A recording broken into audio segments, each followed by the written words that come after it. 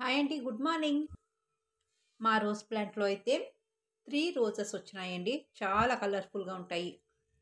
ఈ rose plant అయితే రీసెంట్‌గానే నర్సరీ నుంచి తెచ్చుకున్నాను. ఇప్పటికి 3 టైమ్స్ అయితే ఫ్లవర్స్ వచ్చాయి. ఈ ఫ్లవర్స్ వచ్చి కూడా దాదాపు 1 వీక్ పైనే అయితుందండి. తెంపలేదు. ఇప్పుడైతే తెంపేసుకుంటున్నా.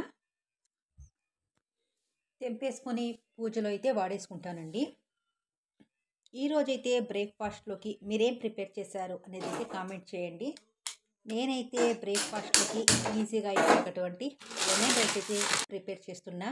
ఈ లెమన్ రైస్ అనేది చాలా టేస్టీగా ఉంటుంది. అలాగే చాలా సింపుల్ అండి చేసుకోవడము. సో, నేను ఎలా ప్రిపేర్ చేస్తాను అనేదైతే చూసేయండి. నేనైతే ఫస్టు స్టవ్ అయితే వెలిగించుకొని ఒక ప్యాన్ అయితే పెట్టేసుకున్నా. అందులోకి కాస్తంత ఆయిల్ వేసేసినానండి.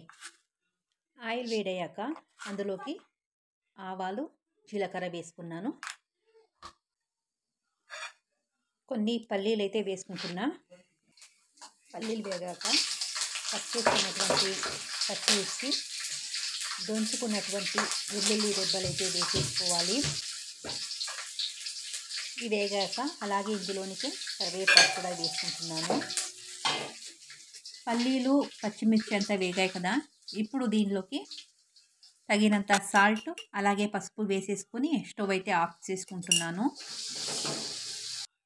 ఇప్పుడైతే ఇందులోకి రైస్ వేసేసుకుంటున్నా. రైస్ వేసేసుకొని కలిపేసుకోవాలి.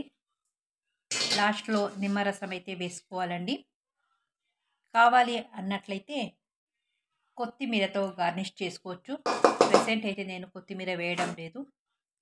చూడండి, ఎంతో కలర్ఫుల్గా ఉండే టేస్టీగా ఉండే లెమన్ రైస్ అయితే రెడీ.